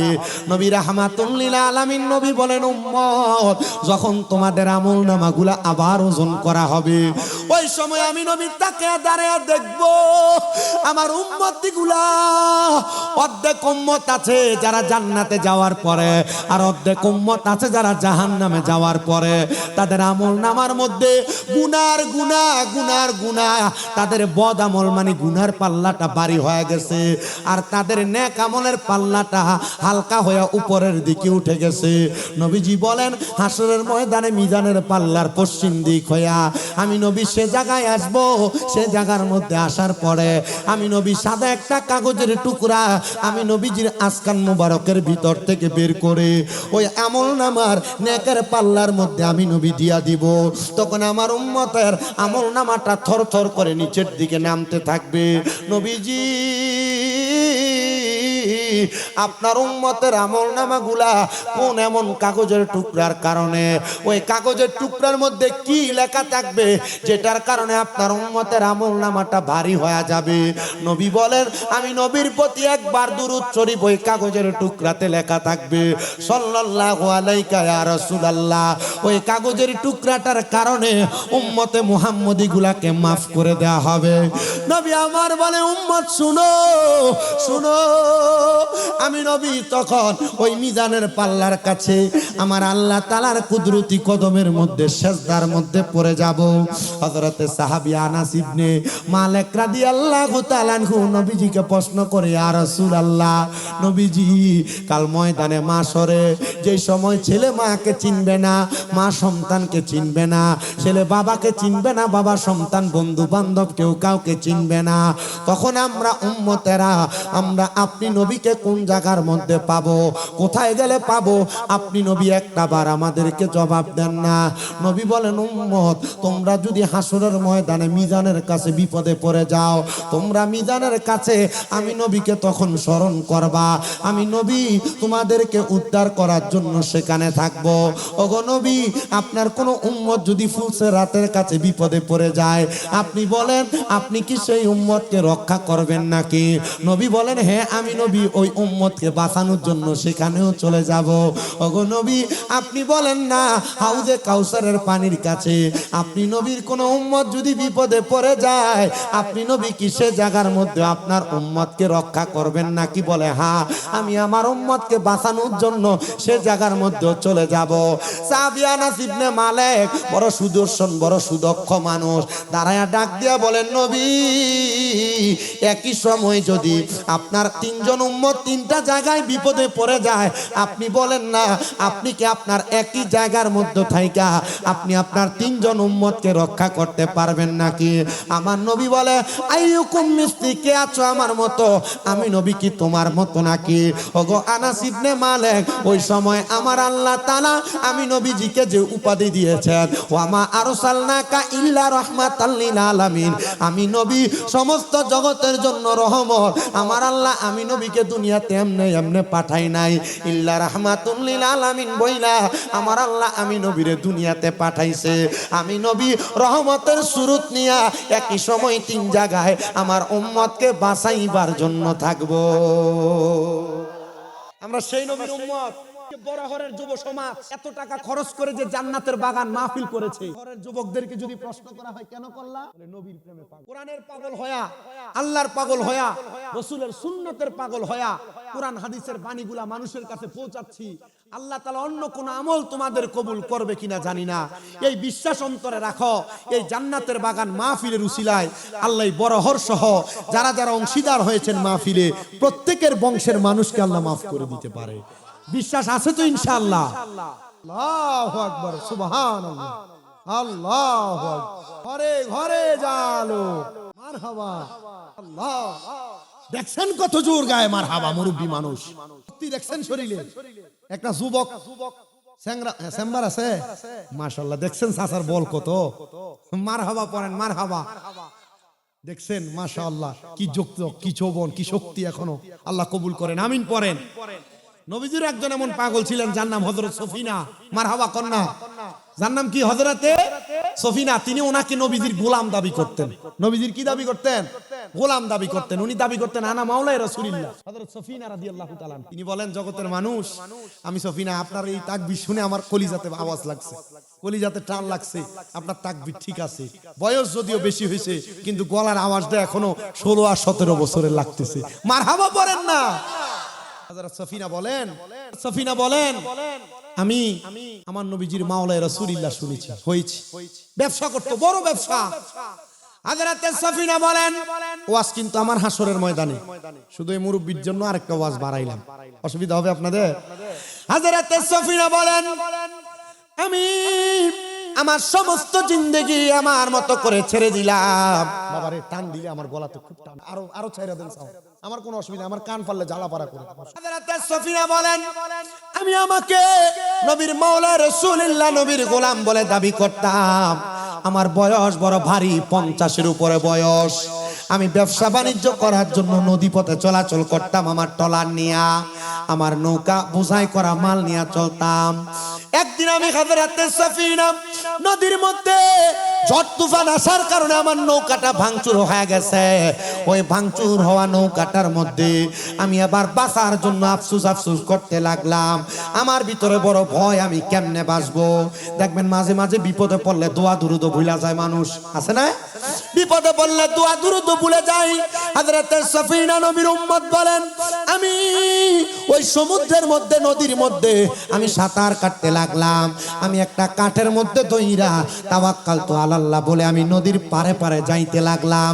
এমন টাইমে আমি হঠাৎ করে যখন পারের মধ্যে উঠলাম, ওঠার পরে আমি দেখলাম আমি সফিনার সামনে বড় বড় সাপগুলা কেমন জানি জঙ্গল ধরে আছে মারার জন্য। তারা মনে হয় আমাকে কামড় মারবে, আমি কোনো কিছু পড়তে পারলাম না। আমি তখন সাপগুলাকে বললাম, হে সাপের দল, আনা মাওলাই রাসূলিল্লাহ, আমি হইলাম রসুলের গোলাম। সাপগুলা এই কথাটা বলতে সাথে সাথে আমার সামনে মস্তকটাকে অবনত করে ফেলেছে, মাথাটাকে নিচা করে ফেলেছে, আর নড়াচড়া করে না। আমি চিন্তা করলাম কেমন করে সাপগুলাকে তোয়াক্কা করে সামনে যাব। এমন টাইমে একটা সাপের জবান আমি সফিনার সামনে খুলে গেছে। সাপ ডাক দিয়া বলতেছে, এ সফিনা, নবীজির মাওলা বলেছো, তুমি তোমাকে নবীজির গোলাম বলেছ। এরে সফিনা, আমি সাপের মাথার মধ্যে পাড়া দাও। পাড়া দেওয়ার সাথে সাথে হযরত সফিনাকে সাপ এমন ভাবে মাথা উঠায়া সাপগুলাকে তোয়াক্কা করায়া অন্য পারে ফালায়া দিছে। জোরে বলেন মারহাবা। হযরত সফিনা বলে, আমি ইমানি জোর পাইলাম, আমি ইমানি শক্তি পাইলাম, কিন্তু আমি আরেকটু সামনে যা দেখি, নদী কিনারার জংলার সামনে দিয়ে একটা ভাগ বড় সুদর্শন আমাকে খেয়ে ফেলবে এমন ভাবে থাবা দিচ্ছে। কিন্তু আমি বাঘের সামনে দাঁড়ায় আর কোনো কথা বলতে পারলাম না। এমন টাইমে আমার মাথায় চলে আসলো, সাপকে যে পরিচয় দিলাম, আনা মাওলাই রাসূলিল্লাহ, আমি পরিচয় দিলাম, হে সাদুল্লাহ, হে আল্লাহর ভাগ। মানুষকার বলেন, মানুষকার, জিন জাতিকার, বাঘ জানোয়ার যা আছে সবকার। আমি বললাম, হে আসাদুল্লাহ, আল্লাহর ভাগ, আনা মাওলাই রাসূলিল্লাহ, আমি রাসূলের একজন গোলাম। আমি দেখলাম বাঘটো সাথে সাথে তার মস্তক অবনত করে ফেলেছে। আমি এবার ওখান থেকে এবার হেঁটে হেঁটে চলে গেলাম। আমাকে বাঘও কোনো টাচ করে নাই, আমাকে বাঘও কোনো আওয়াজ করে নাই। এবার যখন আমি বাঘের কাছ থেকে আর সাপের কাছ থেকে বেঁচে সামনে গেলাম, আমি অবসর হইলাম। আমার ভিতর থেকে ভয় কাটলো, আমার একটা চিকন ঘাম দিল। ঘামটা দেওয়ার পরে আমার সব কিছু মনে আসছে। তখন আমি পড়লাম, তাওয়াক্কালতু আলাল্লাহ, তাওয়াক্কালতু আলাল্লাহ, বিসমিল্লাহি তাওয়াক্কালতু আলাল্লাহ। আমি পড়তে সাথে সাথে আল্লাহু আকবার বলে একটা সিজদার মধ্যে চলে গেলাম। আমি আল্লাহু আকবার বলার সাথে সাথে দেখলাম জংলার যত রকমের পশু পাখি আছে, আমি সফিনার সামনে আইসা তারা দাঁড়ায় গেছে। আমি বুঝতে পারলাম না এই পশু পাখিগুলো আমার সামনে কেন আইসা দাঁড়ায় গেল। এবার আমাকে পশু পাখির সর্দার থাকে, সর্দার আমারে ডাক দিয়া বলে, এ সফিনা মাওলাই রাসূলিল্লাহ, শোনো শোনো গো সফিনা, তুমি যেইভাবে আল্লাহু আকবার বলে ডাক দিয়েছো, তোমার আল্লাহু আকবরের আওয়াজটা আমরা পশুদের কলিজাতে লেগেছে। এই জন্য আমরা তুমি সফিনাকে দেখার জন্য জংলার মধ্যে চলে আসছি। আমাদের কাছে মনে হয়েছে এমন ভাবে আল্লাহর কোনো বান্দা, আল্লাহর কোনো গোলাম আল্লাহু আকবার বলে যখন ডাক দেয় তারা মনে হয় মুসিবতে থাকে। আমরা বনের বাঘ, সিংহ, যত রকমের পশু পাখি আছি, আমরা তুমি সফিনাকে বাঁচিয়ে দেওয়ার জন্য জংলার মধ্যে হাজির। বিরুম বিমা তামালুন, নিশ্চয় আমার আল্লাহ তাআলা তোমাদের অন্তরের সকল খবর সম্পর্কে অবহিত। কে নামাজ পড়বে, কে রোজা রাখবে, কে হজ করবে, কে যাকাত দিবে, কে দুনিয়াতে ভালো ভালো কাজগুলা করবে, আল্লাহ জানায় বান্দা তোমাদের পূর্ববর্তী মানুষ যারা ছিল তারা নামাজি ছিল, মুত্তাকি ছিল, তারা ফরেজগার ছিল। এই জন্য দুনিয়ার মানুষ যারা তোমরা আছো গো, তোমরা সবাই তাদের দিকে তাকাও, তারা কেমন ভাবে ইবাদত করে সময় কাটিয়েছে। যদি তাদের মতো ইবাদত বন্দেগী করে তোমরা সময় কাটাইতে পারো, তাহলে আমার আল্লাহ তাআলা তোমাদের জন্য মহামূল্যবান পুরস্কার রেডি করে রাখছেন। এবার মহামূল্যবান পুরস্কারটা কি একটু শোনেন। ওই যে নবী সিজদার মধ্যে পড়ে গেলেন, নবী আমার সিজদা থেকে মাথা মুবারক উঠাচ্ছেন না, এমন টাইমে জিবরাইল আগমন করলেন। আয়েশা ডাক দিয়া বললেন, ইয়া রাসূলুল্লাহ, নবী আপনার মাথা মুবারক উঠান, আমার আল্লাহ তাআলা আপনার মাথা মুবারক নিচে রাখা পছন্দ করেন নাই, আপনি নবী মাথা মুবারক উঠান। আমার নবী বলবে, জিবরাইল, ও জিবরাইল, আমি নবী কেমন করে মাথা মুবারক উঠাবো, আমার আল্লাহ তো আমার উম্মতের এখনো মাফ করেন নাই। যখন আমার নবী যেই কথা বলবেন জিব্রাইল বলবে ওগো নবীজি আল্লাহ খবর পাঠাইছে আপনি নবীর যতগুলো উম্মত আছে গুনাহগার আমার আল্লাহ সব উম্মতকে মাফ করে দিছে নবী আমার বলবে জিব্রাইল আমি নবী এখনো মাথা মুবারক উঠাবো না বলে কেন কারণ কি বলে আমার আল্লাহ আমার উম্মতকে মাফ করেছে এখনো জান্নাত দেয় নাই যতক্ষণ পর্যন্ত উম্মতে মুহাম্মদীকে জান্নাত না দেওয়া হবে ততক্ষণ পর্যন্ত আমি নবী মাথা মুবারক উঠাবো না জোরে সোরে পড়েন সুবহানাল্লাহ আল্লাহুম্মা সাল্লি আলা আলি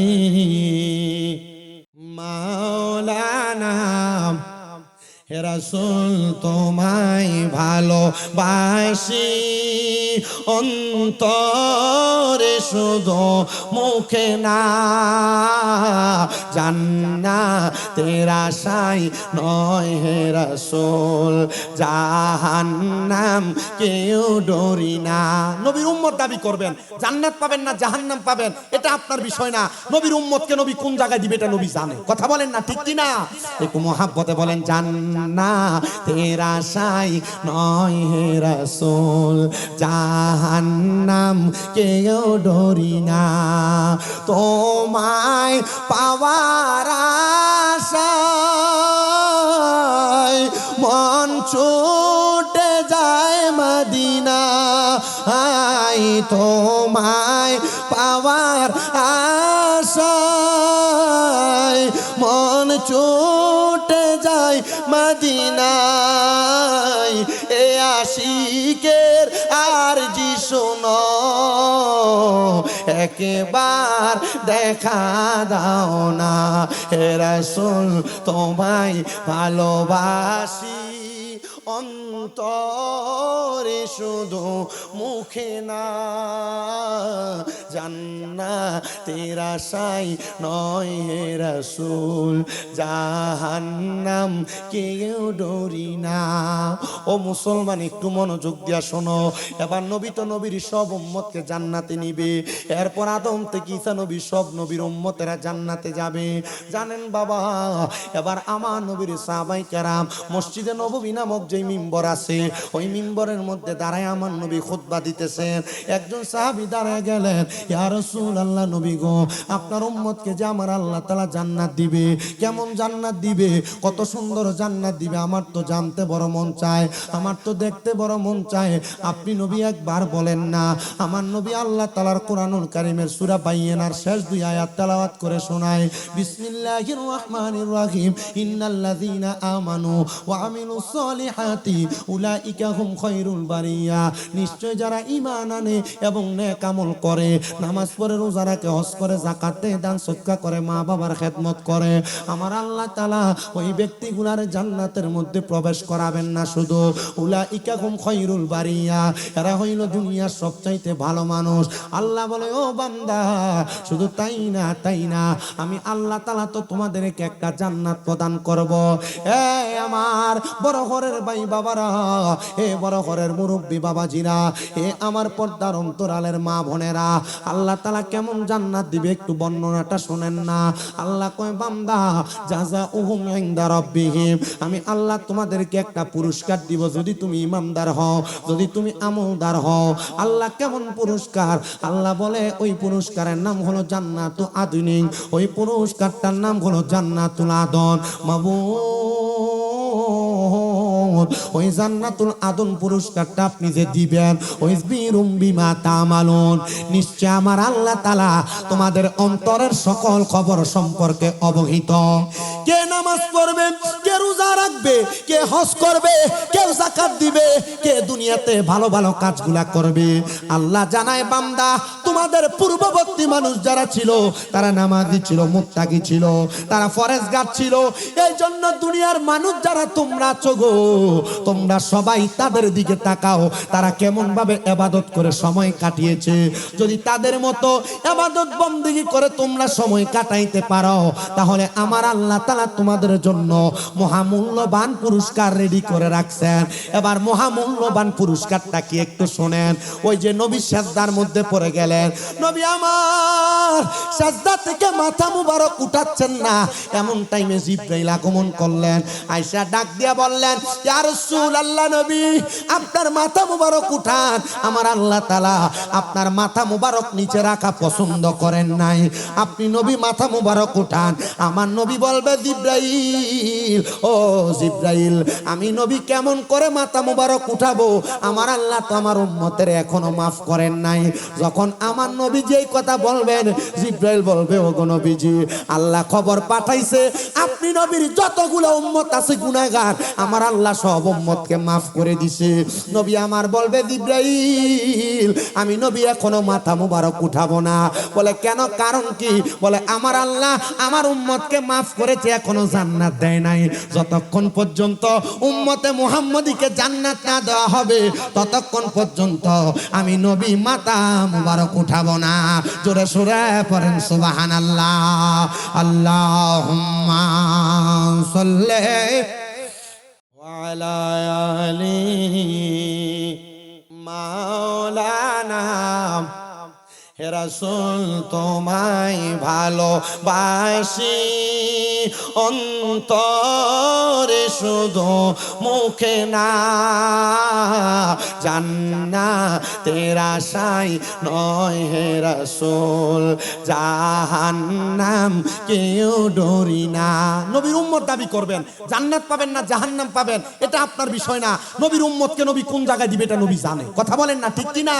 একটু মহাব্বতে বলেন, জান্নাতের আশায় নয় হে রাসূল, জাহান্নাম কেউ ডরি না। তোমায় পাওয়ার আশায় মন ছুটে যায় মদিনা, তোমায় পাওয়ার আশায় মন ছুটে যায় মদিনায়। এ আশিকের আরজি শোনো, একবার দেখা দাও না। হে রাসূল তোমায় ভালোবাসি, অন্তরে শুধু মুখে না, জান্নাতের আশায় নয় হে রাসূল, জাহান্নাম কেউ ডরি না। ও মুসলমান, একটু মনোযোগ দিয়া শোনো। এবার নবী তো নবীর সব উম্মতকে জান্নাতে নিবে। এরপর আদম থেকে ঈসা নবী সব নবীর উম্মতেরা জান্নাতে যাবে। জানেন বাবা, এবার আমার নবীর সাহাবায়ে কেরাম মসজিদে নববী নামক যে মিম্বর আছে, ওই মিম্বরের মধ্যে দাঁড়ায় আমার নবী খুতবা দিতেছেন। একজন সাহাবী দাঁড়ায় গেলেন, ইয়া রাসূলুল্লাহ, নবী গো, আপনার উম্মতকে যে আমার আল্লাহ তাআলা জান্নাত দিবে, কেমন জান্নাত দিবে, কত সুন্দর জান্নাত দিবে, আমার তো জানতে বড় মন চায়, আমার তো দেখতে বড় মন চায়, আপনি নবী একবার বলেন না। আমার নবী আল্লাহ তাআলার কোরআনুল কারীমের সূরা বাইয়িনার শেষ 2 আয়াত তেলাওয়াত করে শোনায়, বিসমিল্লাহির রহমানির রহিম, ইন্নাল্লাযীনা আমানু ওয়া আমিলুস সলিহাতি উলাইকা হুম খায়রুল বারিয়া। নিশ্চয় যারা ঈমান আনে এবং নেক আমল করে, নামাজ পড়ে, রোজা রাখে, হজ করে, যাকাত দেয়, দান সদকা করে, মা বাবার খেদমত করে, আমার আল্লাহ তাআলা ওই ব্যক্তিগুলার জান্নাতের মধ্যে প্রবেশ করাবেন না। শুধু উলাইকা হুম খায়রুল বারিয়া, এরা হইল দুনিয়ার সবচাইতে ভালো মানুষ। আল্লাহ বলে, ও বান্দা, শুধু তাই না, আমি আল্লাহ তাআলা তো তোমাদেরকে একটা জান্নাত প্রদান করব। আমার বড় ঘরের ভাই বাবারা, বড় ঘরের মুরব্বী বাবাজিরা, আমার পর্দার অন্তরালের মা বোনেরা, আল্লাহ তাআলা কেমন জান্নাত দিবে একটু বর্ণনাটা শুনেন না। আল্লাহ কয়, বান্দা, জাযাউহুম ইনদা রাব্বিহিম, আমি আল্লাহ তোমাদেরকে একটা পুরস্কার দিব যদি তুমি ঈমানদার হও, যদি তুমি আমলদার হও। আল্লাহ কেমন পুরস্কার? আল্লাহ বলে, ওই পুরস্কারের নাম হলো জান্নাতুল আদন, ওই পুরস্কারটার নাম হলো জান্নাতুল আদন। মাবুদ, উম্মত ওই জান্নাতুল আদন পুরস্কারটা আপনি যে দিবেন ওই পুরস্কারটা দেখতে কেমন আমার নবী জানায়া দে উম্মত আল্লাহর কোরআন বলে তাজরি মিন তাহতিহাল আনহার এত সুন্দর জান্নাত ওই জান্নাতের নিচে দিয়ে একটা নদী প্রবাহিত হয় দুনিয়ার নদীতে এক রকমের পানি থাকে যমুনা নদীতে এক রকমের পানি আছে আবার পদ্মা নদীতে আর এক রকমের পানি আছে চাঁদপুরের দুই নদীর মোহনায় দুই কালারের পানি আছে কিন্তু আমার আল্লাহ তাআলা যেই জান্নাতের নদীর মধ্যে আমাদেরকে পান করা নিয়ে যাবেন ওই জান্নাতের নদীর মধ্যে আমার আল্লাহ তাআলা চার প্রকারের পানি পান করাইবেন হুজুর এক নদীর মধ্যে চার প্রকারের পানি হাদিসে মুবারাকার মধ্যে নবী আমার ঘোষণা করে ওই জান্নাতের নদীটার নাম হলো রজব নদী রজব মাস যেমন ওই নদীর নামও তেমন ওই জান্নাতের নদীর নাম রজব নদী ওই নদীর মধ্যে আমার আল্লাহ তাআলা চার প্রকারের পানি রাখছে এক প্রকার পানির নাম হলো ইন্না আতাইনা কাল কাউসার ওই কাউসারের পানি কারা পান করবে নবী আমার বলে যারা আল্লাহ এবং তার রাসূলকে ভালোবাসে তারাই ওই কাউসারের পানি পান করবে ও নবী ওই নদীর মধ্যে আর কেমন পানি আছে নবী বলে এক নাম্বারের পরে দুই নাম্বার সারা বান্তাহুরা পবিত্র পানি আছে ওই পবিত্র পানি কারা পান করবে আমার নবী বলে উম্মত ওই পবিত্র পানি তারা পান করবে যারা কোনোদিন দুনিয়াতে অপবিত্র পানি নেশা করে নাই যারা কোনোদিন মদ গাঁজা ইয়াবা পান করে নাই তারাই ওই জান্নাতের পবিত্র সারা বান্তাহুরা পান করবে এবার আপনারা বলেন আপনাদের বড়হর সহ সিরাজগঞ্জের উল্লা পাড়ায় নেশা করো আছে না না কলগুলা চুরি করে নিয়ে যাবে আছে না কলের মাথা নিয়ে জায়গা অবস্থানের কলের মাথা নিয়ে গেছে গতকালকে এক জায়গায় মাহফিলে গেলাম বলতেছে হুজুর আমাদের স্কুলের কলের মাথা নিয়ে গেছে কি চোরের চুরি বাবা নেশাখোর যখন নেশা করে তার মাথা ঠিক থাকে না ঈমান চলে যায় কি ঈমান চলে যায় হুজুর কি বলেন বলে হ্যাঁ রাহমাতুল লিল আলামিন নবী আমার বলে ঈমান শুধু যায় না ও জগতের মানুষ ওই নেশাখোরের সাথে যে ব্যক্তি বন্ধুত্ব করে ওই ব্যক্তি আমাদের দলভুক্ত না নবীর দলভুক্ত না মানে মুসলমানই না এইজন্য নেশাখোরের সাথে বন্ধুত্ব করা যাবে না যাবে অবস্থানে বাতি দিচ্ছেন বাতি তার চুরি করে নিছে আরেকটা হাদিস শোনাই শুনবেন নবী আমার বলেন তিন প্রকার ব্যক্তির তিন সময় ঈমান থাকে না ইয়া রাসূলুল্লাহ কোন তিন প্রকার ব্যক্তির ঈমান থাকে না আপনাদের এলাকার বহু মানুষ এখন দরা খাবে দেখেন বলে হুজুর কি বলেন আমাদের এলাকার মানুষও দরা খাবে আমি দরায় ফালাই নাই নবীজির হাদিস দরায় ফালাইতেছে নবী আমার বলেন এক নাম্বার কোন নেশাখোর যখন নেশা করে মদ পান করে ইয়াবা খায় গাঞ্জা খায় এমন নেশা জাতীয় যত দ্রব্য আছে তা পান করে নবী আমার বলে নেশাখোর যখন নেশা করে তখন তার ঈমান থাকে না ঈমান চলে যায় নেশা করার পরে যদি সে কালেমা পড়ে তখন তার ঈমান ফিরে আসে তো নেশা করার পরে তার হুঁশই তো থাকে না তো সে কালিমা পড়বে কখন তার মানে বোঝা যায়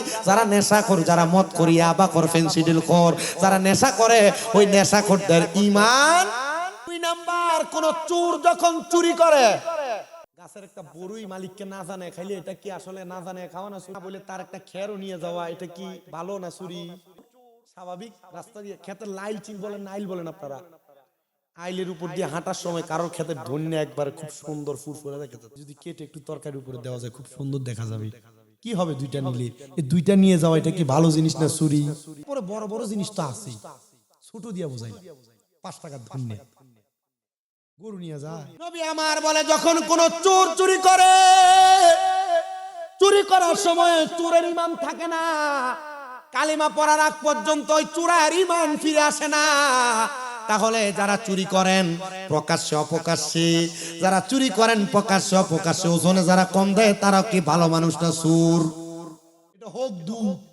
দুধের মধ্যে এটা অরিজিনাল কিন্তু আপনি এটাতে পানি মিশিয়ে এটাকে বেশি করে ফেলছেন এটা কি ভালো জিনিস না চুরি এটা প্রতারণা এটা কি তাহলে চোর যখন চুরি করে তখন চোরের ঈমান থাকে না তিন নাম্বার কোন জিনাখোর যখন জিনা করে এটা বড় মারাত্মক শুনেন এটা এই ওয়াজ আপনারা এখানে যুবক যারা আছেন অনেকের গায়ে পড়বে অনেক মুরব্বী যারা আছেন আপনাদের গায়ে পড়বে অনেক মা বোন যারা আছে আপনাদের গায়ে পড়বে কার গায়ের উপর পড়ুক গা আমার কি আমি নবীর হাদিসের কথা শোনাচ্ছি আমার নবী বলেন কোন জিনাখোর যখন জিনা করে ওই জিনাখোরের তখন ঈমান থাকে না বলে হুজুর জিনা করলে তার ঈমান থাকে না যতক্ষণ না পর্যন্ত কালেমা পড়ে মুসলমান হয় ততক্ষণ পর্যন্ত তার ঈমান ফিরে আসে না হুজুর জিনা বলতে কি বোঝাচ্ছেন একটা পুরুষ একটা নারীর সঙ্গে মেলামেশা করা জিনা ভালো কাম না খারাপ?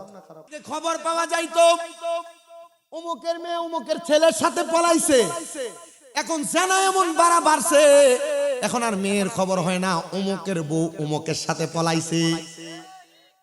মেয়ে পলায় না, এখন বউ পালায়। মেয়ে আরো বেশি পলায়, বউ বেশি পলায়। আমি ওইটাই বলছি, আগে বলতো অমুকের মেয়ে অমুকের সাথে পলাইছে, এখন বলে অমুকের বউ অমুকের সাথে পলাইছে।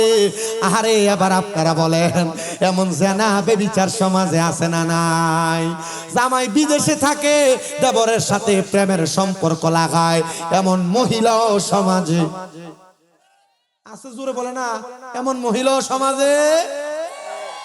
আমার কাছে সবচাইতে বেশি ভালো লাগতেছে আস্তাই করে থুয়ে যাবো, তা আমাকে পরে নাফিদ বলে দিবে ছাটাই করে ছুঁয়ে গেল। কষ্ট হচ্ছে আপনাদের।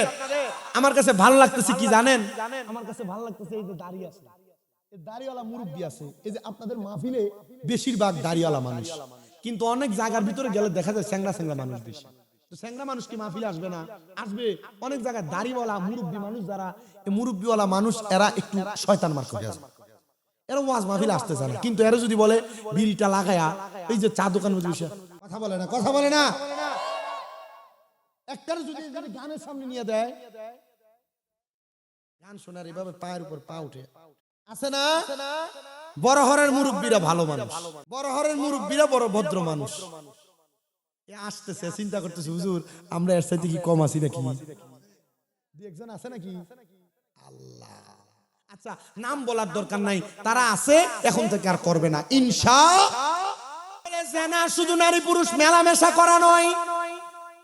এখানে আপনারা যারা আছেন, আপনাদের নিজের স্ত্রী, আপনাদের যাদের বউ, আপনাদের যাদের মেয়ে, আপনাদের যাদের মা, আপনাদের যাদের বোন মেলামেশা করে না, কিন্তু চাচাতো ভাইয়ের সাথে দাঁড়ায় দাঁড়ায় কথা বলে, ফুফাতো ভাইয়ের সাথে দাঁড়ায় দাঁড়ায় কথা বলে, চাচাতো ভাই জ্যাঠাতো বোনকে চোখ দিয়ে কত সুন্দর করে দেখে, খালাতো ভাই খালাতো বোনকে চোখ দিয়ে কত সুন্দর করে দেখে। মহিলারা মনে হয় চলে যাচ্ছে না এই ওয়াজ শোনার পরে? আরে এরা কইবে যে নান্নু কি বক্তা দাওয়াত দিলি রে, আমরার উপরে সব ওয়াজ দিছি।